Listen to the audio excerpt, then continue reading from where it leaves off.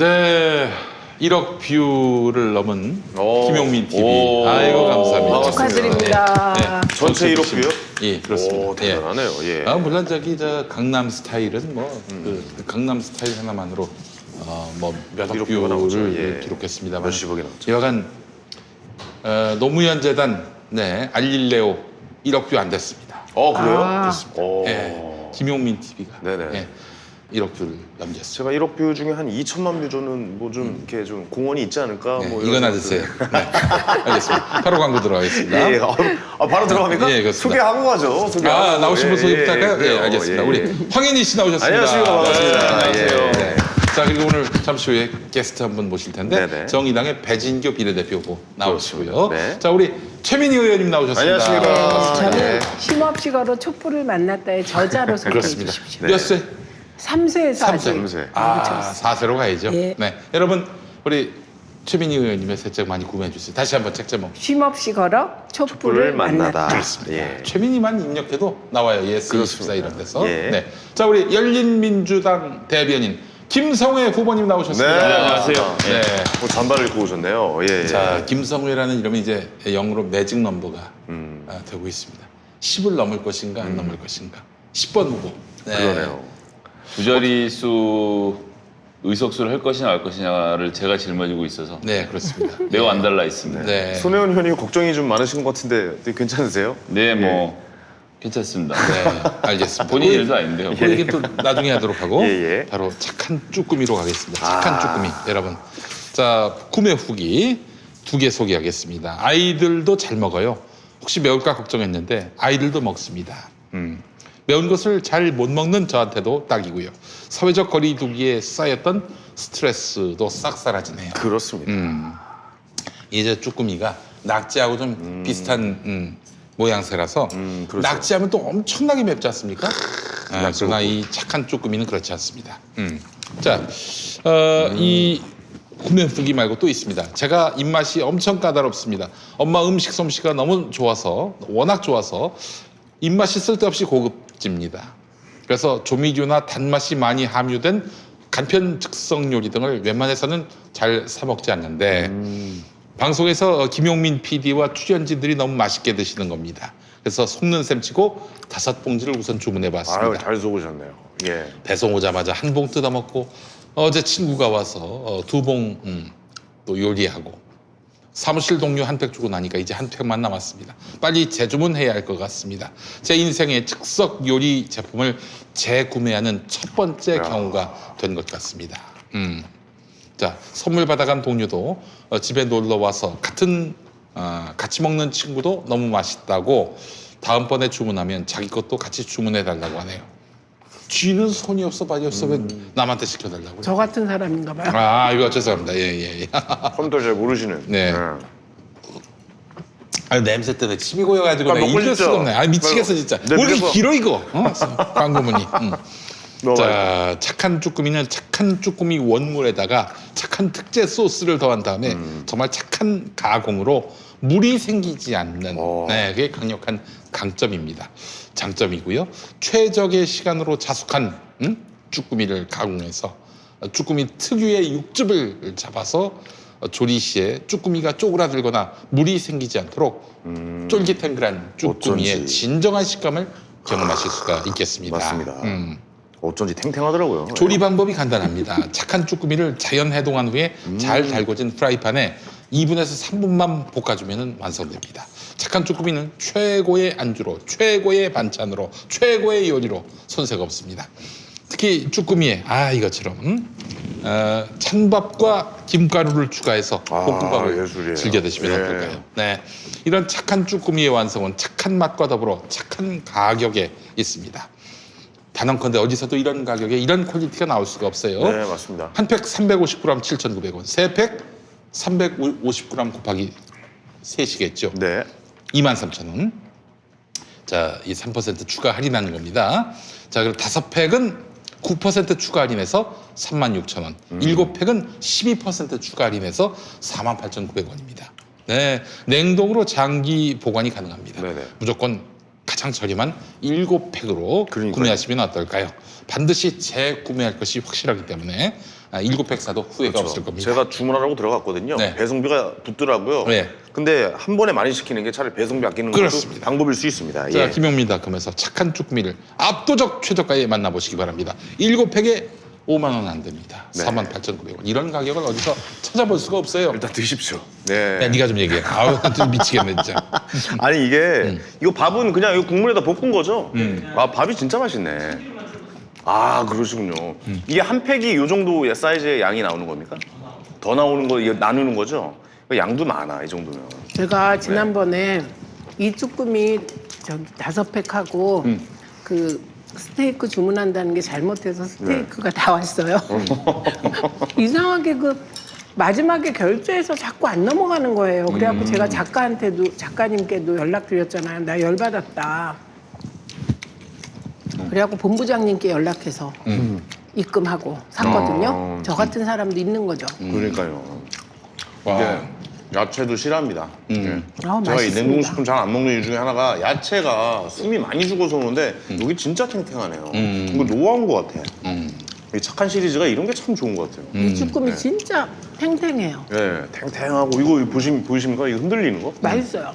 야, 이분은 말이 없으세요. 맛있어서. 오늘 배고팠고요. 엄청 맛있어. 그리고 제가 사실 매운 걸 잘 못 먹거든요. 그래서 아까 전에 방송하는데 하나도 안 맵다 그래서 내가 실제로 먹어봤는데 매우면 거짓말이라고 폭로해야지 했는데 안 매워. 안 맵네요. 제가 지금 먹고 있는 게 순한 맛이군요. 아 요거다 그러면 매운맛이 있어요? 매운맛도 있겠네요. 두 가지? 내가 봤을 때 두 가지 섞어 먹어도 맛있을 것 같아요. 순한 약간 맛과 매운 거. 매운맛이 있는데 이건 지금 순한 맛이라고 하는데 순한 맛은 진짜 순하네요. 진짜 맛있다. 맛있게 약간 매콤하네요 이거는. 네. 맛있게 매운맛 있잖아요. 그 맛이네.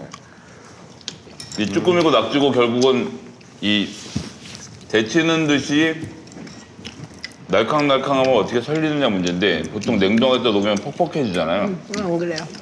그런 거를 수분이랑 되게 나요, 잘 어떻게 했는데 어떻게 했을까? 아니 어떻게 이렇게 탱탱하지? 냉동식품인데? 이게 너무 신기하네. 냉동시키기 전에 쭈꾸미가 네. 싱싱해야 돼요. 아 그래야지. 아주 싱싱한 상태에서 급속 냉동을 하면. 아 그렇군요. 근데 저는 원래 쭈꾸미를 별로 안 좋아했다니까요. 여기서 이 착한 쭈꾸미 먹어보고 어제도 쭈꾸미 먹었어요. 식당 가서. 어쨌든 여기 쭈꾸미 이 야채 이 표고버섯이건가요 이거? 야. 이것도 살아 있어요 버섯이 보시면은 이거 유튜브에서 많이 하더만 이거 이게 버섯이 살아 있어 야채가. 아, 이거 오늘 이거 먹고 끝났으면 좋겠다. 또 먹을 수 있어. 그럼 저 먹는 동안 간단하게 방송을 하고 아이고. 총선 민주당이 이기고요. 미래통합당은 잘 안 될 것 같습니다. 뭐 또 할 얘기 없잖아요. 그래. 방송 끝내는 걸로. 근데 이건 진짜 맛있네.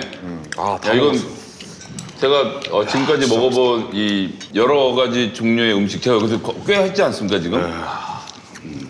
그 중에서 몇 나 손가락을 다 꼽을 먹었어요. 정도로. 다 네. 나 진짜 이 근데 착한 시리즈 이거 믿으시면 안 되는 게 제가 오늘 매우 배가 고팠기 때문에 매우 주관적이라는 말씀 드리지만 어쨌건 날캉날캉한 정도나 야채의 신선함 이런 것들이 맞아요. 아주 좋고요. 이게 안 매운 맛인데 저처럼 매운 거 싫어하는 사람들한테는 약간 칼칼하긴 하지만 아주 먹을 만한 음식이었습니다. 이 정도면 맵다고 말할 수 없어요, 이거는. 아니 저는 지금 밥을 너무 많이 먹어서 여기 와서 운동했어요. 여기 걷기도 하고. 맞아요. 네. 제가 봤어요. 그럼 예. 또 드신 거예요 지금? 네, 그런데 안 먹겠다. 하나만 드셨어. 먹고 품평만 하겠다.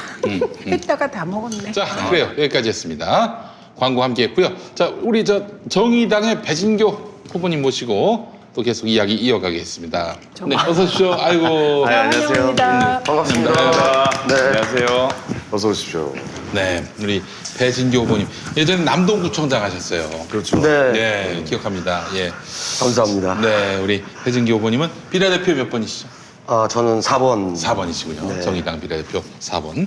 예. 자, 오늘 모시고 또 얘기 나눌 텐데, 박원석 의원께서 지금 지역구 선거 때문에 너무 바쁘셔가지고 도저히 오실 수가 없어요. 그렇죠. 그래서 제가 내일 아침 10시쯤에 그 박원석 캠프를 가려고 아, 잘하셨네요. 가서 네. 또 인사를 나누고 네, 어떻게 감사합니다. 돌아가시는지, 어떻게 상황을 지금 겪고 계신지를 좀 물어보는 시간 갖도록 하고 오늘 네네. 배진교 후보님 모시고 또 이야기 나누도록 하겠습니다. 일단 자랑 좀 하라고 시간 줘야죠. 예. 자, 자기소개 부탁해요. 네, 반갑습니다. 정의당 비례대표 후보 전 인천 남동구청장이었던 배진교입니다. 반갑습니다. 네. 반갑습니다. 고맙습니다. 이번에 비례대표 투표에서 당원 투표에서 최다 득표 하셨잖아요. 예. 네, 사실 저희 정의당의 비례대표 후보 분들이 워낙 쟁쟁한 분들이 사실 많고요. 사실 1번으로 내세워도 손색이 없는 후보들이 정말 많습니다. 네네.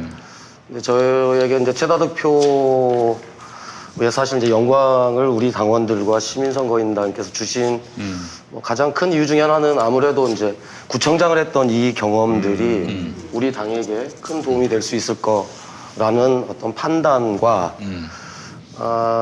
그리고 저희 정의당이 또 풀어야 될 숙제 중에 하나가 비례정당을 좀 이렇게 벗어나서 네. 제3의 정당으로 또 유력 정당으로 발돋움해야 되는데 그동안에 이제 우리 비례대표 국회의원분들이 지역구에 재선하는 경우가 좀 적어서 네. 그런 아쉬움들이 사실 우리 당원분들이 많이 계셨거든요. 네, 네. 그런 측면에서 비례대표 국회의원 한 번이 아니라 지역에서 재선할 수 있는 가능성이 높은 후보에 대해서 네. 조금 더 많이 적극적으로 지지해 주신 결과가 아닌가 이런 생각을 합니다. 아, 그럼 22대 출마 선언하시는 겁니까? 그러네요. 당연하죠. 그런데 저는 아주 오늘 제가 정의당이 지난번에 비례개혁연합정당에 취한 태도 때문에 너무 원칙적이다 이렇게 생각했는데 아주 유연한 투표를 하셨네요. 당원들께서. 저희 정의당 저희 정의당이 좀 딱딱하고 고집스럽고 뭐 이런 이미지가 사실 있습니다만 그렇죠. 네. 지난번에 그렇게 보였어요. 사실은 그렇지 않습니다. 정말 유연하고요. 정말 인간 냄새 나는 우리 당원들이 정말 많은 곳이 사실 정의당입니다. 네. 인간 냄새는 당연히 나는데 정의 보통은 있는 정의당. 정의 있는 정의당. 아유, 감사합니다. 그런데 어떤 의미냐면 보통 이제 비례대표를 뽑으면 정치 신인들, 네, 뭐 네. 청년들, 네. 뭐 이런 사람들을 뽑는 게 원칙이잖아요. 특히 연동형은 더 하잖아요. 그런데 연동형에서 우리 전 배진교 후보님을 그렇게 압도적으로 뽑은 건 다음에 지역구 나가서 될 사람이 실용적인 판단이잖아요. 그러니까 그렇죠. 당원들이 굉장히 유연하시네. 아주 좋습니다. 네, 감사합니다. 그만큼 저희 정의당이 국민과 함께 하기 위한 사실 내부의 어쩌면 몸부림 이런 것들이 계속 지금 진행되고 있다 이렇게 좀 평가해 주시면 감사하겠습니다. 평가하는데 지난번에 비례개혁정당 주도했으면 모양도 예뻤을 테고 그리고 아주 정의당은 의석수가 저는 최하 15석 됐을 거다 이렇게 봅니다. 사실 이제 비례정당 말씀하셔서 말씀을 아니 드리면 그게 원래 주는 아니고요. 칭찬인데 네, 네. 칭찬하다 살짝 한번 곁들여서 해주시죠. 그 정도. 예, 예, 예. 비례정당과 관련해서 뭐 한 말씀 드리면 네. 사실은 물론 이제 시민사회와 그 촛불 우리 국민들께서 정말 미래통합당의 일당을 맡기 위해서 함께 힘을 모아야 된다라고 하는 분에 대해서는 충분히 저희들도 공감을 하고 네. 그것을 함께 만들어갈 준비와 또 마음이 되어 있었습니다. 네. 아쉬운 건 저는 민주당이 정말 진정성 있게 저희 정의당에게 다가오지 않았다라고 하는 것을 오늘 이 자리에서 저는 한 번은 말씀을 꼭 드려야 되겠다 이런 생각이 들었습니다. 정말 진정성 있게 했습니다. 제가 잘 압니다. 저도 정말 진정성 있게 다가왔으면 정말 이런 어려움들을 서로 겪지 않고 진짜 진정성 있게 뭐 지난 일이기 때문에 네, 뭐 여기까지만 뭐 얘기해도 다 아실 것 같고요. 네. 아니 그리고 요즘 정의당은 좀 총선 이제 일주일 남았는데 분위기 어떻습니까? 예. 사실 이 비례정당 문제 때문에 정말 많이 어려웠습니다. 네. 2주 전까지만 해도 정의당이 창당한 이후 아마 가장 낮은 지지율을 그렇습니다. 기록했던 것 같아요. 예, 예, 예. 그 얘기는 반대로 얘기하면 그만큼 미래통합당만큼은 21대 국회에서 이제 좀 몰아냈으면 좋겠다라고 하는 우리 국민들의 열망이 사실 더불어민주당의 지지로 응집됐다 이렇게 좀 판단이 됩니다. 근데 총선이 이제 본격적으로 시작되는 즈음에 더불어시민당과 미래한국당 등 위성정당들의 문제가 국민들에게 본격적으로 보여지면서 이거는 아니지 않는가. 그래도 정의당을 지켜야 21대 국회에 그래도 우리 국민들을 대변하는 그리고 사회적 약자를 대변하는 정당 하나쯤은 좀 있어야 되는 거 아닌가라고 하는 국민들의 여론이 조금 저희 정의당에게 지금 와주고 계시고 있고요. 오늘 이 자리를 빌어서 조금 더 적극적으로 정의당 꼭 지켜주십사 호소를 좀 드리도록 하겠습니다. 그 지금 지역구에서 그 가장 주목받는 것이 이제 아무래도 고양시의 네. 심상정 후보와 또 창원 성산의 여영국 후보. 네네. 예. 두 분의 당선 가능성을 어느 정도 보고 있습니까, 당에서? 선거가 시작되기 전만 해도 사실 저희 그 국회의원이 지금 6분이신데 그 중에 최소한 3분 이상은 재선을 목표로 사실 했습니다. 근데 조금 전에 말씀드렸다시피 더불어민주당으로 우리 국민들이 표심을 응집해 주시면서 사실 심상정 대표님도 상당히 좀 고전을 했고요. 고전하고 계시는. 예. 창원 성산의 여영국 후보도 상당히 좀 고전을 하고 있는 상황입니다. 그러나 네. 다행스럽게도 네. 선거가 시작되면서 그래도 정의당을 지켜야겠다라고 하는 이제 국민들의 마음이 조금씩 정의당의 지지율도 높여주고 계시고 특히 지역구에서 대표적인 진보 정치인들과 관련해서는 지역 주민들이 그래도 지켜줘야 되지 않겠는가라고 하는 여론들이 좀 있는 것 같아요. 네네. 그래서 최근 발표된 여론에 의하면 심상정 후보의 경우에는 다행스럽게도 지금 오차 범위 밖에서 1위를 앞서고 계시죠. 지키고 예. 있어서 네.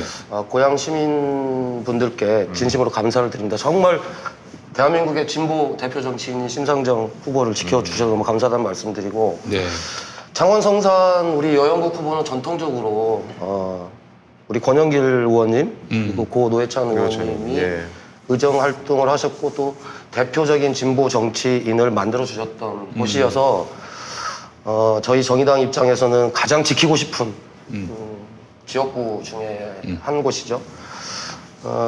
역시 뭐 경남 전체가 지금 이제 미래통합당이 약간 강세를 보이고 있는 상황이고 지난 보궐선거 때도 네. 사실 미래통합당 그 당시에는 이제 새누리당이었죠. 네. 새누리당이 상당히 강세였고 사실 힘겹게 막판에 막판 뒤집기 500표 차이 아니었나요? 네, 예. 당시에는 이제 자유한국당이었죠. 네, 자유한국당이었는데 예. 하도 당명이 바뀌어서 당시에도 그래서 9회 말에 정말 투런 홈런을 쳐서 가까스로 500표 차이로 사실 이긴 힘겨운 선거였거든요. 500표도 친박 그 당 어디입니까 그때? 그 저기 공화당인가? 우리 공화당? 그렇죠. 우리 공화당. 거기가 500표를 가져가면서 네, 당선이 그래서 됐었죠. 창원 성산만큼은 진보 민주 개혁 세력이 반드시 단일화해서 지켜야 할 곳인데 아쉽게도 창원 성산의 단일화가 사실 좀 어렵게 됐습니다. 그렇군요.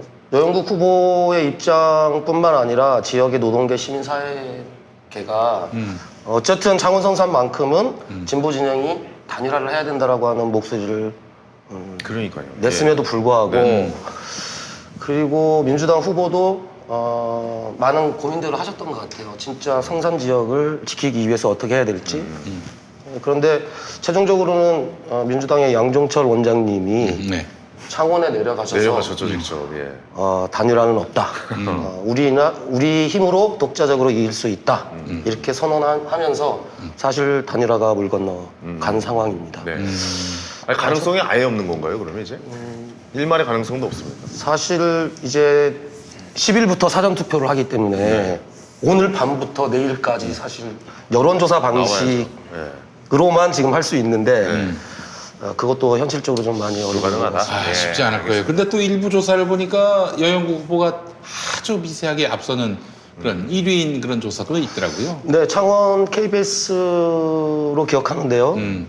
그런 여론들이 모아지면서 사실 이제 민주당 후보를 지지해야 될지 여영국 후보를 지지해야 될지 이렇게 중간에서 고민했던 분들이 결국은 창원 성산은 그래도 진보 진영이 지켜왔던 곳이고 고 노회찬 의원을 이어서 의정 활동을 하고 있는 여영국 후보를 지지하는 것이 창원 성산의 주민들께서 우리가 선택해야 될 길이다 이렇게 판단을 하셔서 최근에는 여영국 후보가 박빙의 차이입니다만 그래도 1위로 올라선 여론조사도 있어서 하여튼 저희 정의당 입장으로서는 최선을 다해서 반드시 여영국 후보가 재선될 수 있도록 그래요. 노력하겠습니다. 끝까지 지켜봐야겠네요. 정의당이 예. 최선을 다해서라기보다는 그 미래통합당 쪽에서 도구미들이 좀 나오는 것 같습니다. 네.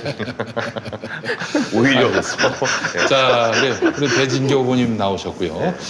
뭐 말씀 중간중간에 자기 홍보도 하시고 정의당 홍보도 좀 하시되 네, 네. 오늘 좀 큰 주제를 갖고 네, 네, 한번 네. 좀 얘기를 해봤으면 좋겠습니다. 네.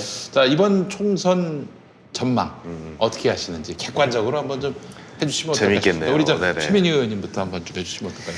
아, 뭐 저는 몇 석이 될 것이다 이것도 아주 좋습니다. 예. 네네, 저는 원래 모든 상황을 그렇게 낙관적으로 보는 사람이 못 돼요. 네, 보수적으로 또 예, 보시는 뿐만 입장이죠. 아니라 2016년에 말도 안 되는 정치보복 재판이 진행될 때 다 낙관적으로 이거 별거 아니니까 어쩐다고 다 얘기했거든요. 그런데 아주 안 좋게 나오더라고. 그래서 그 보복 재판 받고 이렇게 된 이후로는 사람이 더 아주 낙관적인 전망은 잘 안 하게 됐어요.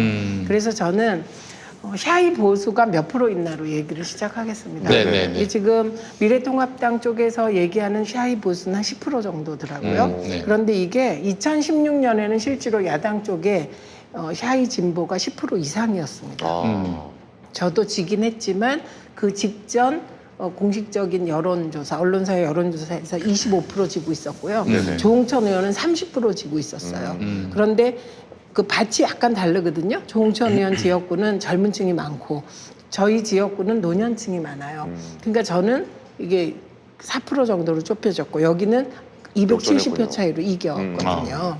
그러니까 그 당시엔 진짜 여론조사 기법에 문제가 있었는데 이게 지난해 2018년 지방선거 이후로 안심번호가 보편화됐습니다. 그래서 되게 폭이 좁아져서 저는 샤이 보수가 10% 이상은 안 될 거라고 보고 5% 내외 5% 내외. 라고 생각합니다. 그래서 그 김성회 소장하고 후보하고 제가 잠깐 이제 얘기를 할 때 되게 낙관적으로 보시고 저는 과학적으로 보는 거예요. 낙관적으로 보는 거예요. 굉장히 비관적으로 얘기하지만 비관적이지만 과학적으로 보는 것뿐입니다. 본래 과학은 옵티미스틱해.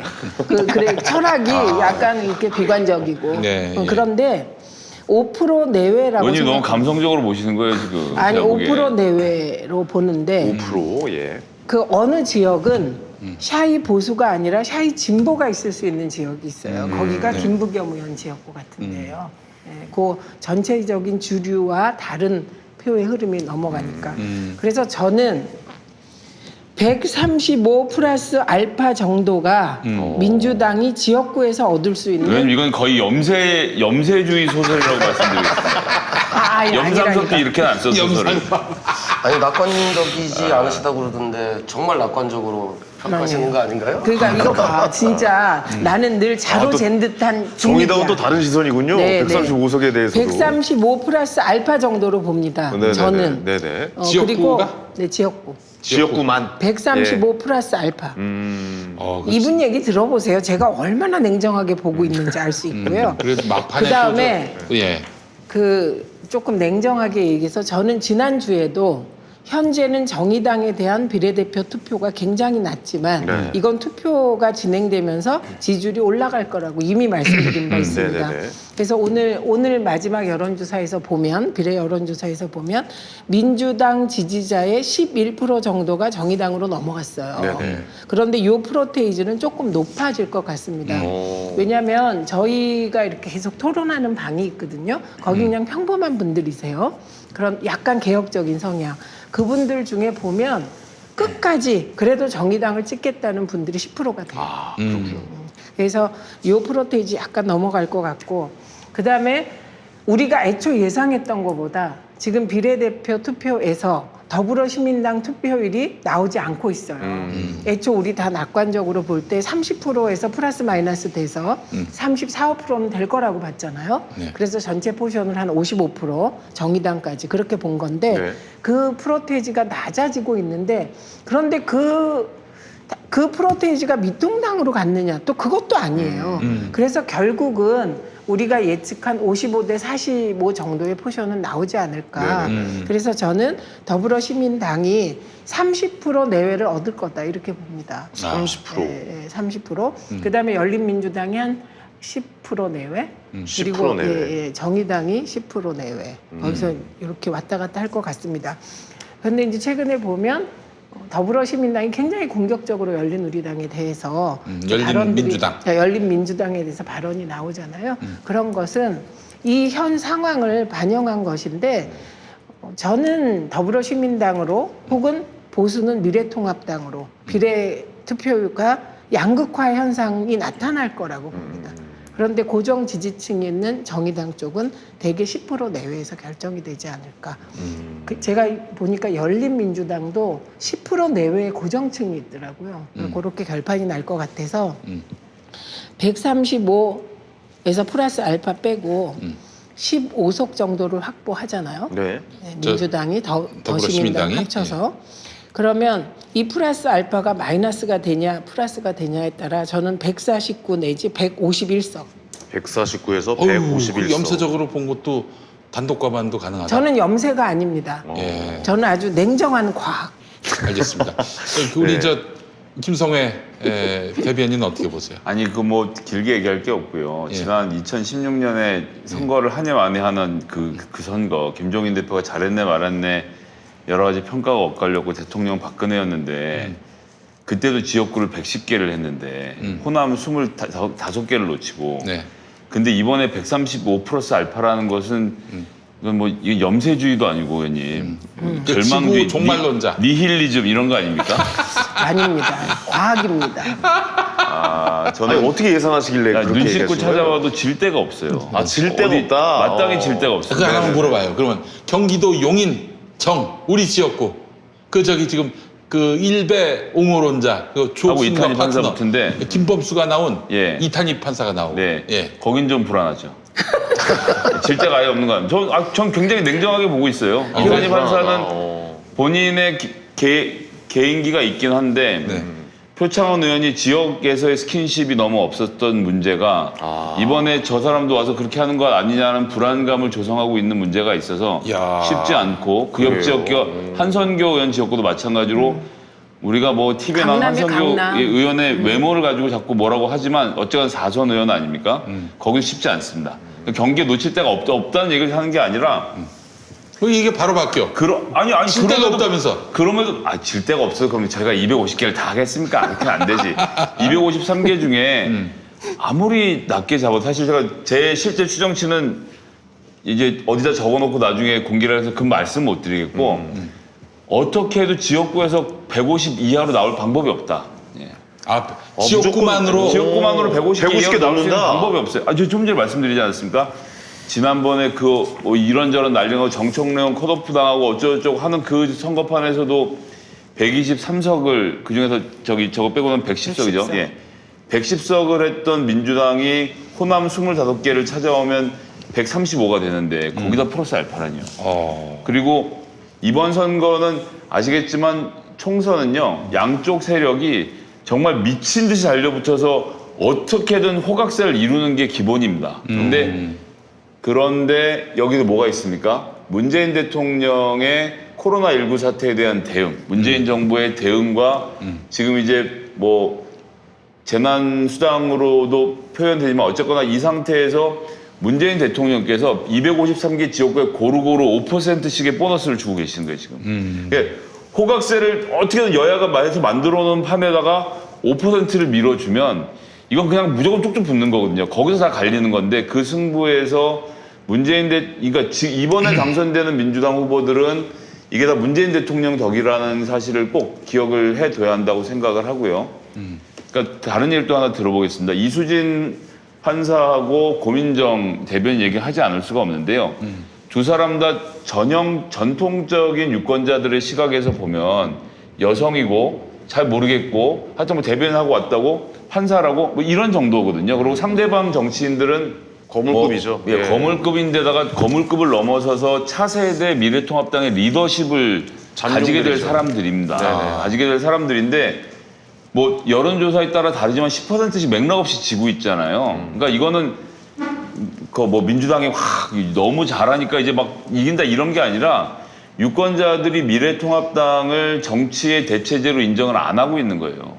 그래서 모든 유권자들 대구 지역, 대구 경북 지역을 제외한 모든 유권자들은 지금의 미래통합당으로는 보수의 재건이 어렵겠다고 판단을 하고 무너뜨리는 겁니다. 이거는 철저하게 부숴서 다시 잘 다듬어서 쓰겠다라는 의사의 표현이고 21대 민주당이 크게 이기긴 하겠지만 22대 보수가 어마어마한 세력 재편과 함께 정말 무서운 그 세력에 대해서 돌아올 것을 전조하지만 여하튼 이번 선거는 전 150 이상 무조건 간다. 그리고 제 의석 예상치는 차마 미친놈 소리 들고 공개하지 않겠지만 제가 적어놓겠습니다. 적어놓고 150이 아니 지역구 150이면 자 그럼 적어서 나한테 보여줘봐. 네. 적어서 내가 얘기는 안 할게. 아니 근데 빨리. 그 말씀 들어보고 우리 구체적 권역별로 가봅시다. 알겠습니다. 이거 총평부터 하는 거예요. 예. 자 지금 잠깐만요. 예. 아니 근데 김성애 지금 저기 대변인님 말에 따르면 150석 밑으로 갈 수 없으면은 총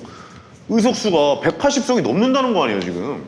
그 얘기를 종합해 보면 비례대표 정의당까지 비례대표 다 합치면 네. 진보 비례대표까지 개혁 합하면 블록이 개헌선을 180석이 된다는 주장을 그러니까요. 지금 하고 계시는 그러니까 거죠. 역사상 그런 적은 없었지만 어쨌든 예상은 그렇게 하신 거잖아요. 알겠습니다. 그 비례대표도 하셔야 돼. 예. 김성애 대변인님. 대대표 할 수가 없어요. 왜요? 제가 후보기 때문에 그래요? 객관적인 분석과 희망적인 분석이 섞여 있어요. 지역구만 분석하신 걸로. 그것만 얘기해 주면 아니 될것 같아 안 될 것 같아요. 이미 예. 지역구에도 예. 그 열린민주당을 고려한 평가를 하고 계세요. 아 그런가요? 그래, 그렇죠. 알겠습니다. 그럼 우리 배진교 후보님. 예. 그러니까요.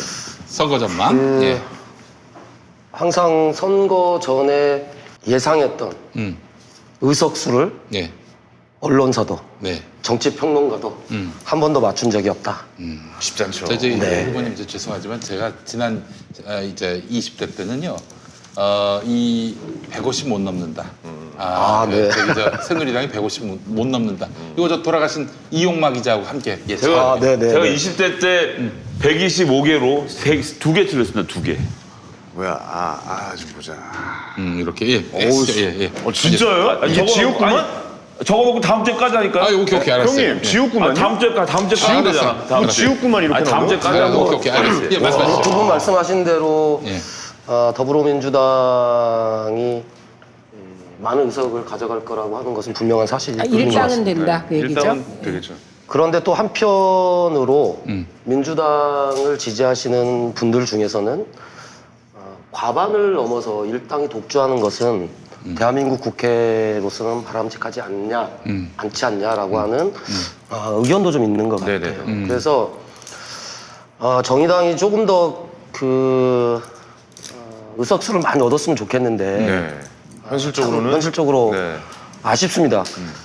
그래서 정의당은 어쨌든 심상정 후보, 연수의 우리 이정미 후보, 성산의 여영국 후보, 뭐더 많은 우리 후보들이 당선됐으면 좋겠습니다만 지역에서 일단 세 분이 꼭 당선이 돼서 한 정당이 사실 과반을 획득을 해서 독점하는 시대는 이미 지나간 시대가 아니냐 그런 의미로 놓고 보자면 사실 미래통합당이 정말 더불어민주당을 도와주는 거죠. 정말 도와주고 있고요. 문재인 대통령을 비롯한 정부도 코로나 위기 대응을 잘하고 있지만 그래서 더 지지를 더불어민주당이 후보들이 받고도 있지만 사실은 미래통합당이 플러스 점수들을 계속 이렇게 얹어주는 효과가 지금은 더 있는 것 같아요. 그래서 제가 판단하기에는 네, 민주당이 몇 석 정도? 민주당이 네. 140석 전후 140석 전후요. 예. 정도 돼서 안정적인 의원님이 얼마나 지금 염세적인지 아시겠죠? 135석이었어요. 최민희 의원님은. 140석 전후에 아니 비례 합쳐서 비례 합쳐서. 만약에 열린민주당까지 통합을 한다면 하면 150석이 150이 되는 넘겠죠. 이거는 이제 근데 이제 비례까지 다 포함해서. 네네. 예. 비례까지 포함하면 140석 전후에 안정적인 일당은 기본적으로 확보할 수 있을 것 같다는 그러면은 겁니다. 궁금한 게 그럼 이렇게 한번 예측해 보겠습니다. 미래통합당은 몇 석일 것인가? 우리 최민희 의원님. 미래통합당. 미래통합당은 예. 130석 플러스 알파. 130석이요? 그렇게나 많이. 네, 예. 저는 아쉽습니다. 130석 플러스 알파. 예. 다 합쳐서. 예. 그러면 우리 비례까지 다 네. 합해서 알겠습니다. 우리 김성애 그런 거 얘기하시면 안 되잖아요. 이 숫자가 나오는 두 자리라고 봅니다. 두 자리? 예, 100%안 절대 넘는다. 두 자리? 예, 세 비례 자리 합해서? 예, 비례를 합해도 세 자리 올라오기 힘들죠. 비례를 합해도요? 와. 자, 그렇기 때문에 이 김성애 대변인이 몇 석을 얘기했는지 그건 나중에 답이 보고. 나오죠. 아니, 정말 그런데 이대로 이- 되면 진짜 김스트라다 못 써요. 아니 근데 제가 다시 인정입니다. 말씀을 몇 이렇게 가지만 예.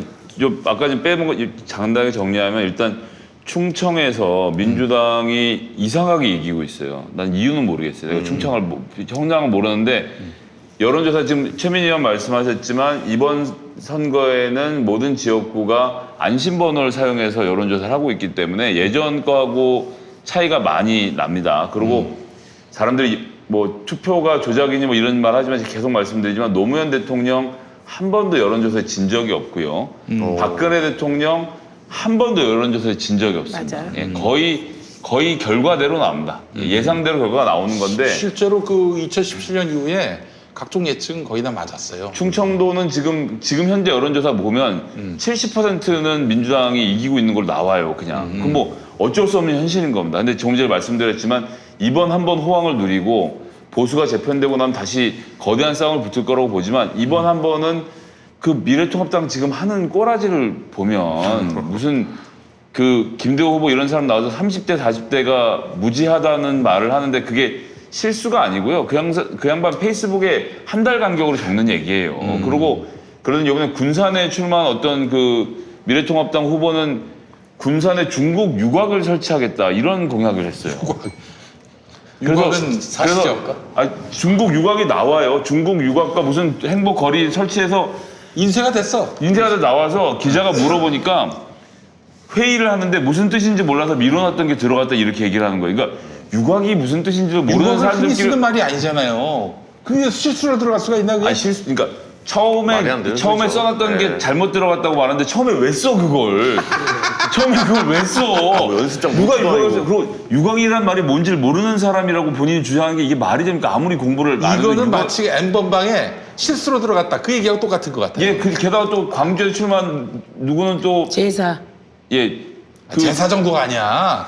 게다가 세월호가 세월호를 한 달에 한 하나씩 침몰시켜가지고 일자리를 만들자. 그런 얘기를 한 거예요. 세월호가 한 달에 한 대씩 침몰하면 일자리 많이 생기겠네 하고 비아냥을 된 거예요. 그러니까 사람이 죽는다기보다 어제 이제 그 당시에 선체조사위가 돈을 함부로 썼다는 얘기를 하는 건데 사람이 할 말 있고 안 할 말 있죠. 그리고 차명진은 뭐 제가 더 이상 거론도 안 하겠습니다. 근데 차명진은 그 막말을 하고 당원 3개월 징계를 받고 공천이 됐다는 게 놀랍고요. 공천이 돼 나와서 또 세월호 막말을 하는 것도 놀랍고 그 막말을 했는데 즉각 징계를 하지도 않고 윤리에 회부해갖고 난 징계 받은 적이 없어 그러고 아직도 선거운동을 하고 있어요. 근데 이런 선거를 유권자들이 민주당에 화가 많이 나시겠지만 저쪽 당을 찍을 수가 없는 상태이기 때문에 생기는 문제라는 거죠, 제 얘기는. 근데 정확한 지적이신 것 같습니다. 근데 그 차명진 같은 경우는 예고된 공천 참사죠, 그게. 그런데 그렇죠. 그것뿐만이 아니에요. 우리가 선거를 많이 봐왔잖아요. 그런데 제1야당의 후보가 2명씩이나 제명된다 만다 하는 거 본 적 있어요? 없죠. 저는 처음인 것 같아. 그런데 우리가 이게 별거 아니라고 느껴요. 그 이유는 간단해. 만약에 민주당에서 이런 일이 벌어졌으면 나라가 뒤집어졌어요. 네. 종편에서 24시간 다루지. 예, 그리고 차명진 후보 같은 비슷한 말을 거꾸로 민주당 후보 누군가 했으면 이건 또 나라가 뒤집어졌어요. 그런데 이들이 꼭 그 종편이나 언론 나가 보면 꼭 그 노인 폄훼 발언을 들고 나와요. 2004년에.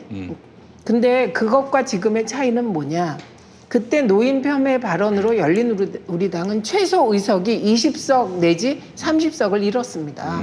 그러니까 혹독한 평가를 받고 혹독한 네. 대가를 치렀거든요. 그런데 지금 이 언론 분위기는 그 미래통합당 쪽에 그런 막말, 이상한 공천 행태, 그리고 후보를 제명한다 만다 하는 이런 그 전대미문의 사태가 축소되고 있는 거예요. 혹독한 대가를 치러야 되는 게 맞죠. 근데 사실은. 축소가 되지만 당장 왜 이런 걸 언론에서 안 다루냐고 하지만 김용민 TV에서 다루잖아요. 여기서 이걸 보는 사람들이 얼마나 많은데요. 저는 그렇기 때문에 예전처럼 뭐 이렇게 이게 대충 덮고 넘어갈 문제가 아니라고 보고요. 얼마 안 보시는데요, 이렇게도 지금? 퍼질 거라고 생각을 하고요. 예, 저는 그렇게 발전해 나가는 중이기 때문에 더 이상 언론이 프레임 치기도 어렵고 그래서 이제 뭐 좀 이따 얘기를 또 하겠지만 뭐 지금 이제 보수 쪽에서 민주당을 칠 무슨 뭐 신무기를 개발해서 뭘 하고 있다 이런 얘기도 나오는 거 아닙니까? 동작의 가능성이 있다.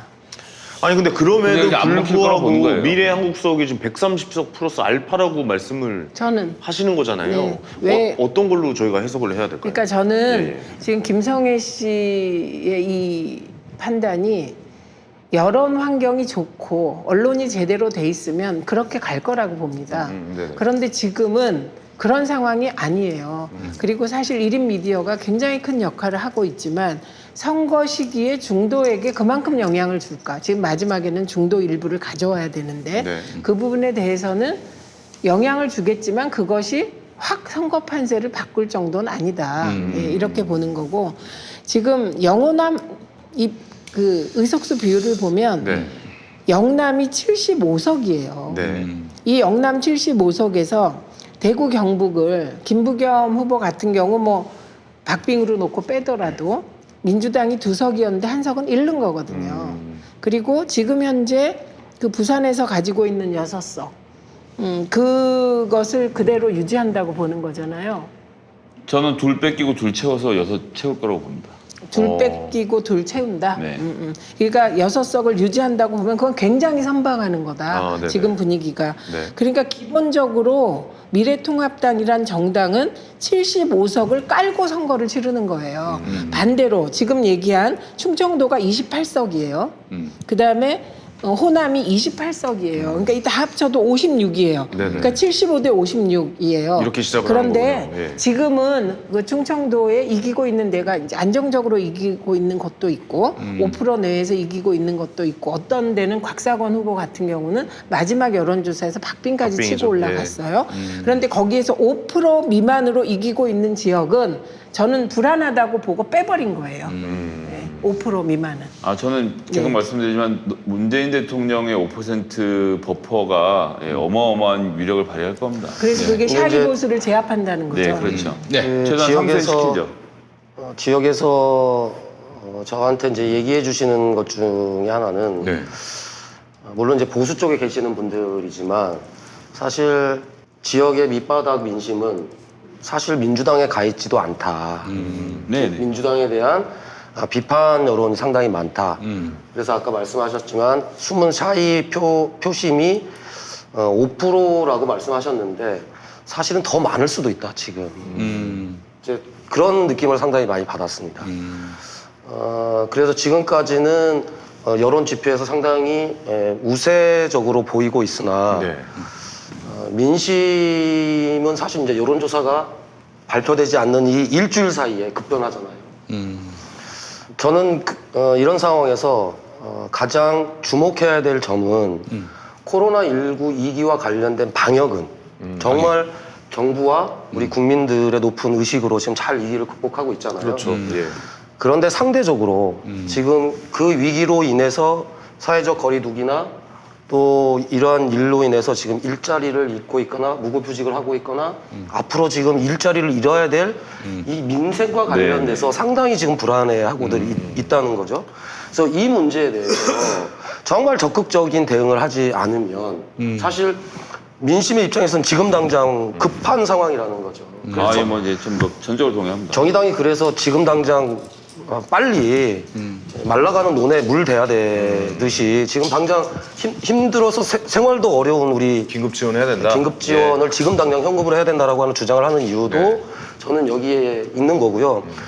그래서 무엇보다 지금 중요한 건 더불어민주당도 국민의 70% 4인 가족 기준으로 100만 원씩 주겠다고 했다가 왜 맞벌이는 안 줘? 우리는 이렇게 힘든데 왜 안 줘? 라고 하는 민생의 목소리를 저는 들었을 거라고 봐요. 그래서 다 주자. 다 주자고 뭐 이런 얘기를 했고 나왔죠. 예. 미래통합당 황교안 대표도 실제 재정 건전성 얘기를 많이 했고 또 현재 짜여진 예산 안에서 윗돌 빼서 아랫돌 막는 방식으로 예산 지원을 해야 된다 이렇게 얘기했지만 막상 현장에 내려가서 국민들을 만나본 상황은 본인들이 생각했던 것보다 훨씬 심각한 상황이라고 하는 것을 깨달았다고 생각합니다. 그래서 본인들이 포퓰리즘이니 매표행위니 이렇게 상당히 비난을 했음에도 불구하고 이 50만 원씩 지급하자고 하는 안을 들고 나온 것은 상당히 국민들에게 다가가는, 호소하는 어쩌면 정책적 변화일 수 있다라고 저는 생각을 하거든요. 단순히 입장 변화가 아니라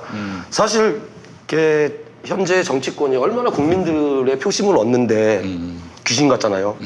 그래서 그런 귀신 같은 아마 육감으로 저는 그렇게 제안했을 거라고 생각합니다. 아유, 황교안 대표 저는- 귀신은 아니고요. 예, 저는 그렇게 생각합니다. 잠깐만. 제가 말씀드릴 거는 민주당은 본래 100% 주고 싶었어요. 문재인 대통령도 100% 하고 싶으셨어요.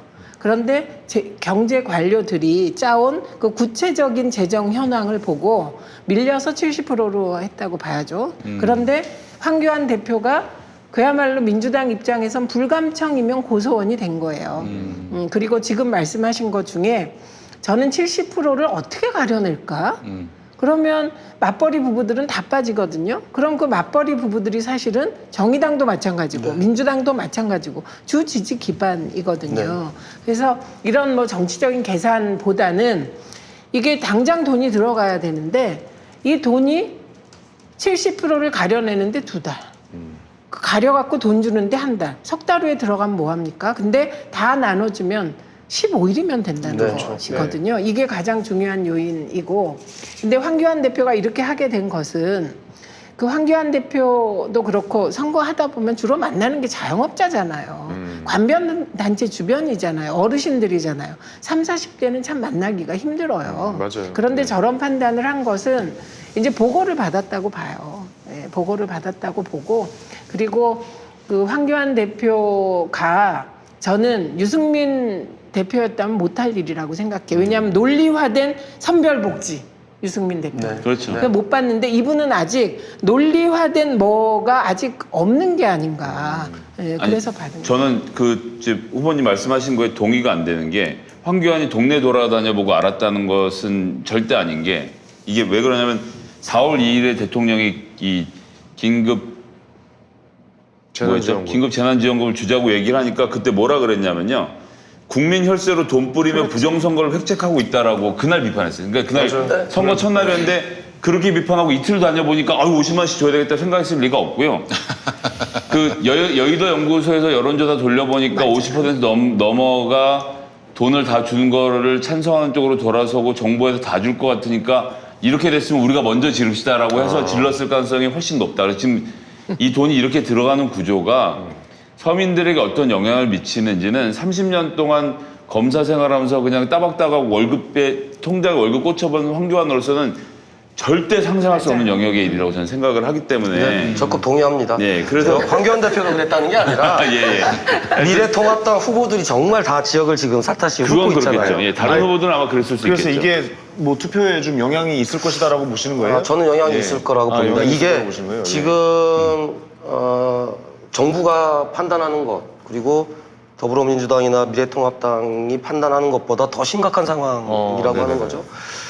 이미 이제 일자리를 잃어가기 시작했어요. 특히 인천공항 같은 경우에는 일일 20만 명이 이용을 하는데 요즘 하루에 5천 명으로 네. 줄었답니다. 김포공항은 국외 해외 여행객이 0이더라고요. 네. 김포공항은 0이 됐어요. 예. 그래서 더 심각한 문제는 공항에서 일하는 정규직 말고 하청, 재하청 하는 데서 일하고 있는 비정규직 노동자들 또 하청직에서 일하는 청년 노동자들의 경우에 일이 없어서 지금 무급 휴직 상태이거나 그래서 월급 100만 원도 지금 못 갖고 가는 상황이라는 거예요. 그래서 이미 이제 인천공항을 비롯한 공공 영역에서부터 이게 지금 시작이 되고 있고 사실 인천공항에서는 이미 권고사직서를 지금 받고 있는 상황이고요. 인천은 또 항만이 있는데 네. 항만도 이미 이제 중국과 사드 문제로 사실 물류나 관광이 완전히 끊겨 있는 상황이어서 가뜩이나 일자리가 없는 상황에다가 지금 더 심각한 상황이 되어 있는 거죠. 이뿐만 아니라 이제 예상을 좀 해주셔야 될 것 같아요. 그래서 이 이유는 굉장히 많은데 오늘 좀 예측하는 날이라 영향을 준다? 예, 그런데 영향을 준다. 이거는 영향을 총선 줄 거다. 전에는 많이 줄 것이다. 그 총선 전에 못 풀어요. 총선 전에는. 총선 끝나고 아무래도 바로 그렇겠죠. 국회 예. 열어서 네. 결의를 해도 최하 15일이 걸리고 그러니까 보편 복지로 가도. 그래서 5월 초쯤에 돼요. 그러니까 이 정치권이 왜 이런지 근본적인 얘기 잠깐 할게요. 관료들도 마찬가지. 제가 늘 느끼는 게 국회에서 뭘 느꼈냐면 국회의원들이 너무 잘 살아.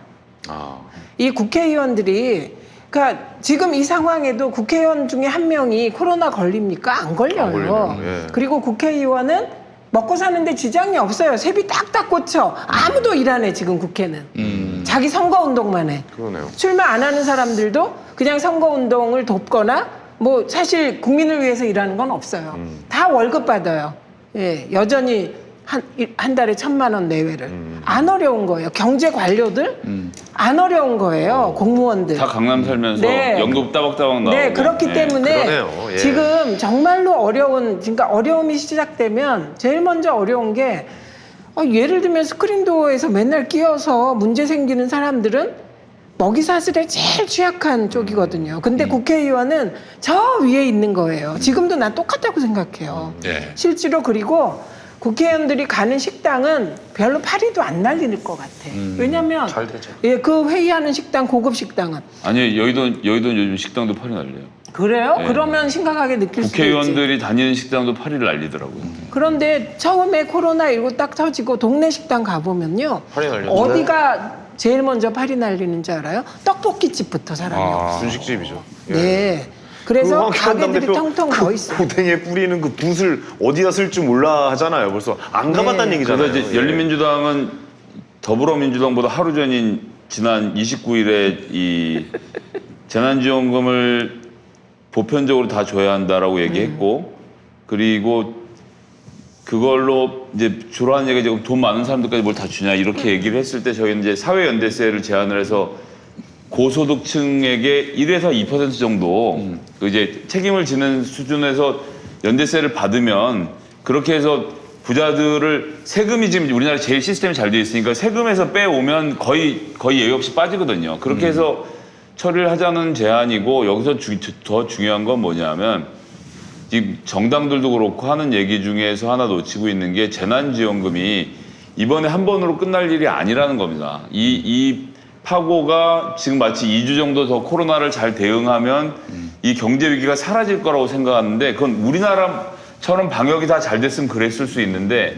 지금 미국은 미국 지난주에 해고 노동자가 1,000만 명이 지금 나왔다고 실업자가 1,000만 명이 넘어서고 있어요. 그러니까 서구 경기가 이 코로나로 인해서 지금 우리나라가 0% 성장률이라고 지금 보수 언론이 까는데 외국은 지금 마이너스 2, 3 막 나오는 거 아닙니까? 여기에 충격이 올 가을에 다시 우리나라로 전해올 때부터가 진짜 충격이 시작되는 거고 그래서 정부가 재난지원금을 한 번이 아니라 2번, 3번, 4번을 풀 수도 있다고 저는 생각을 해요. 그리고 여기서 이 기재부 관료들한테 정말 화가 나는 건 일단 재정 건전성이라고 이야기를 하면서 마치 40%는 건전하고 60%는 안 건전한 것처럼 말하는 이 말부터 잘못된 말입니다.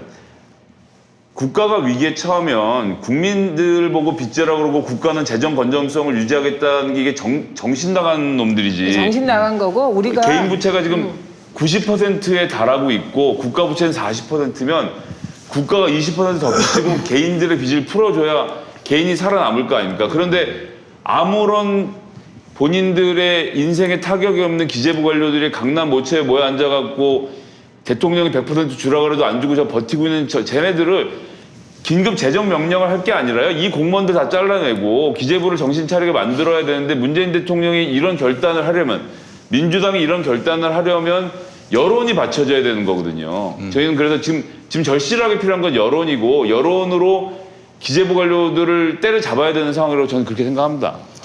그러니까 이제 적극적으로 동의를 하면서 경제 관료들이 이번 코로나 위기에 대해서 너무 안이하는 태도로 일관하고 있다라고. 그래서 그분들도 배가 부른가요? 당연하죠. 그렇지, 그건 뭐 더 말할 나이가 있나? 그러니까 배가 부르다는 표현이 네. 자극적이라서 그런 거지. 지금 현재 코로나19로 경제적인 어려움을 직접적으로 못 느끼죠. 네. 모르는 분들이군요. 네. 예, 예. 또 하나는 1차적으로는 이제 그 말씀하신 것처럼 현실에서 본인들이 어려움을 지금 모르고 있는 그렇지. 거고요.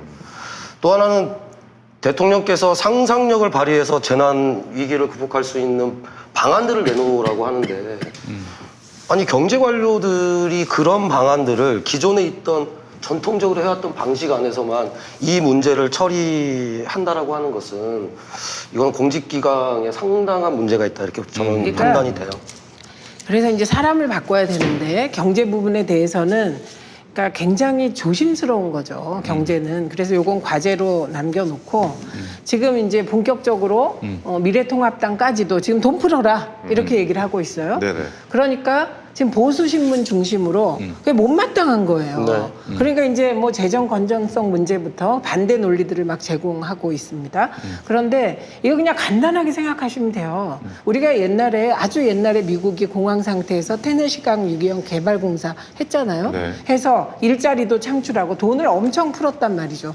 아주 잘한 것으로 기록이 돼요. 그때는. 근데 지금 대규모 개발공사 할 수 있습니까? 그러니까 경제 패러다임이 바뀌었을 때 공공 수요를 창출하는 길을 고민해야 돼요. 지금 경제 관료들이. 그러면 이렇게 돈을 보편적 복지 형태로 나눠주는 거 아니고 아니면 돈 안 나눠주는 거면 다른 거 내놔야 되는 거예요. 저 아이디어 있어요. 저 아이디어. 뭐예요? 어서 들은 건데 저도 어디 페북에서 본 건데 전국에 학교가 10,000개래요. 10,000개에다가 지하 5층까지 주차장을 다 파는 거야. 4대강 못지않은 사업인데 4대강은 쓸 데가 없지만 전국의 모든 학교에 지하에 주차장이 생기고 이 수영장이 생기면 학생들 복지도 좋아지고 지역의 주차난도 해결하고 그렇지. 일석이조 지금 그 땅 빚이 다 놀고 있거든요. 그러니까 이거 출구 좀 다르게 하는 문제, 보안 문제 해결하고 지하로 땅 파서 내려가면 그걸로 토건 사업을 일으키는 거지. 그러니까 이거는 이미 각 지역 공약 시도했었어요. 보시면 네. 그 남양주 공약 보면 이게 다 들어 있습니다. 맞아요. 예, 그렇게 들어 있는. 정의당은 그래서 사실 이 코로나19 위기가 몰고 온 이 위기가 대한민국을 새롭게 바꿀 그렇지. 절호의 기회다 네. 이렇게 판단한다는 거죠. 그렇죠. 그래서 그동안 회색 그다음에 석탄 중심의 발전에서 이제 자연과 사람이 함께 공존할 수 있는 그린 뉴딜을 이제 대한민국에 전격적으로 도입을 해야 된다라고 하는 거를 말씀을 드리고 공적 자금이 지금 투입돼서 일자리를 만들 영역은 지금 꺼져가는 일자리들이 아니라 네. 새롭게 그린 뉴딜을 통해서 생태적이고 친환경적인 그리고 모든 제조업 시스템도 친환경적인 시스템으로 다 바꿀 수 있도록 그리고 현재 제조업에서 지금 일자리가 없이 무급휴직을 해야 되는 경우에는 전직할 때까지 정부가 재교육을 해서 그런 전업되는 직장에 기술들을 취득할 수 있도록 하는 것이 재교육을 정부가 지원해야 된다는 거죠.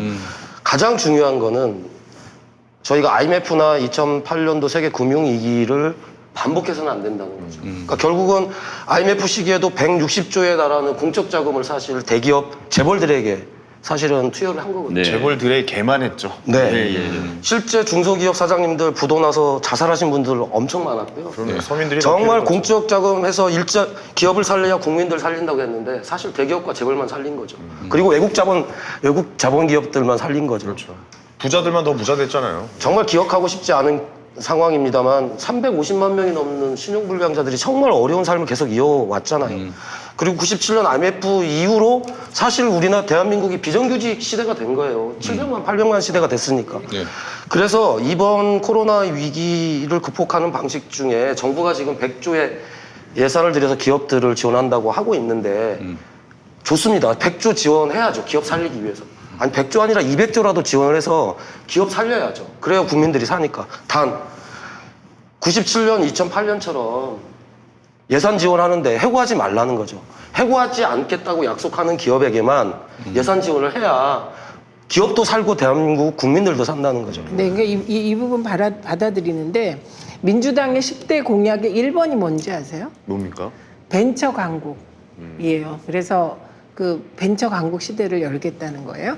그런데 그것을 공약할 때 사실 코로나19가 이렇게까지 될 줄 몰랐을 텐데 사실 제가 늘 얘기하는 건데 이거를 그 진보 개혁 쪽에서도 잘 안 받아들여 주는데 대한민국의 경제를 이끌어온 과정을 쭉 살펴보면 그 초기에 뭐 가공무역하고 이 부분은 이제 뭐 이미 지나간 시절이고 그 박정희가 했던 중화학공업, 네. 네, 포항제철 등 중화학공업이 한 토대가 되었어요. 그렇죠. 그리고 그것이 자동차 뭐 이렇게 다 나갔고 아직도 그것은 대한민국의 중요한 제조업의 기반이 되고 있어요. 어렵긴 하지만 네. 이건 광주형 일자리나 뭐 이런 등등으로 문재인 정부 제일 잘한 것 중에 하나가 광주형 일자리거든요. 그렇게 그 기둥이 되고 있는데 그 이후의 기둥은 IT였습니다. IT. 이거는 DJ의 IT. DJ와 노무현 대통령이 IT 강국을 만들었는데 잃어버린 9년이었던 거예요. 이명박 박근혜 시절에 이게 추락했어요. 순위가. 창조경제. 네. 그 창조경제도 사실 창조경제 슬로건이 ICT와 맞는 거예요. 그런데 엉뚱한 걸 했지. 그런 내용이 없어서 후퇴했거든요. 아직도 뭔지 모르겠어요. 그런데 예. 지금 코로나19와 관련하여 우리가 그 ICT가 IBT로 자리 잡을 수 있는 기회가 온 거예요. IBT. 그러니까 이 부분에 대해서 말씀하셨듯이 선택과 집중으로 투자를 해서 요게 혁신 성장의 핵심으로 부각돼야 되는 거예요. 그러면 경제 체질이 바뀌어야 된다. 맞죠? 뭐가 바뀌어야 되냐? 이 IBT도 삼성한테 줄 거냐고. 대한민국의 제일 큰 문제는 미국은 포드 자동차 회사가 그 회사가 소프트웨어 합니까? IT 합니까? 안 하잖아요. 그건 IT 하죠. 하면 네. 떠오르는 게 빌 게이츠하고 스티브 잡스예요. 그렇죠. 네. 그런데 우리나라는 다 삼성이야. 그래서 이 IBT부터는 그런 형태를 지향하고 정말 벤처 지금 이 IBT 영역에 유능한 기업들이 많지 않습니까? 그리고 엄마들이 하도 애들을 진짜 공부를 많이 시키고 똑똑한 애들이 의대 주변으로 많이 갔어요. 네. 그래서 거기 인력이 넘쳐난다는 거 아닙니까? 그 결과로 지금 진단 키트도 나오고 막 이런 거거든요. 그래서 그 부분이 새로운 효자 산업으로 갈 수 있다. 그래서 그 체질을 바꾼다는 거에 그러니까 생산 그다음에 분배 뭐 노동 복지 이렇게 가야 되면 혁신 성장의 핵심은 IBT다. 맞네요. 이번에 또 비대면이 그게 굉장히 좀 민주당의 많아지면서. 1호 공약이더라고요. 네. 그래서 그래도 민주당이 그러니까 이 집권 여당으로서 정말 해안이 있는 공약을 했다고 제가 생각을 했죠. 방향은 잘 예. 알겠습니다. 선거 전망으로 돌아와서 그러니까 선거 얘기 좀 해야 돼요. 예. 아니 왜냐면 보니까 정의당, 열린민주당, 예. 민주당 쪽이 없어 더시민당이. 그래서 예. 저는 롤을 지금은 이제 제가 아까 전에 민주당 몇 개 한다고 엄청 계속 민주당 칭찬만 했지. 사실 아니, 민주당 열린민주당이 그렇고 한마디도 안 했잖아요. 더시민당 입장에서 이상하게 얘기를 해야 되는 중립이 됐어요. 예. 보니까 더시민당 구성이. 비례- 아쉬운 건 알겠습니다. 더시민당이 공약을 별로 안 냈다는 게 참 너무 안타까운 사연입니다. 그리고 더시민당이 솔직히 미래한국당보다는 예쁘게 하려다 정의당 때문에 안 돼서 그렇지 위성 자매정당 된 거 맞죠 뭐. 그러니까 민주당이 공약 좋으면 더시민당도 뭐 혜택 보고 그러는 겁니다. 알겠습니다.